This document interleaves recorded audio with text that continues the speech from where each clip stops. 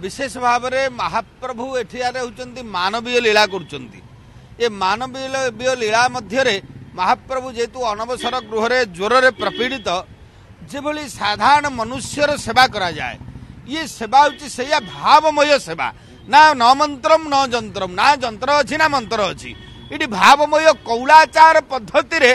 कौलिक सेवक माने महाप्रभुंकर जो माने होचंती कि श्रीअंग रक्षक श्रीअंग सेवा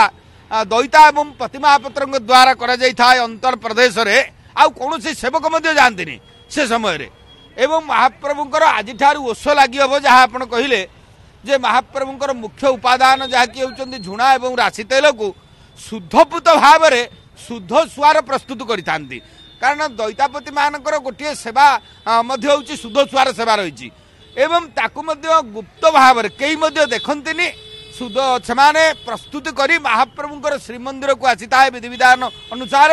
एवं लगातार भाव में ये सेवाटी दीर्घ दिन पर्यंत 4 दिन धरी जहाँकि 4 दिन दशमी पर्यंत दशमी रे प्रभु चका विजय पूर्व पर्यंत महाप्रभुंकर ये ओष लगी होता है।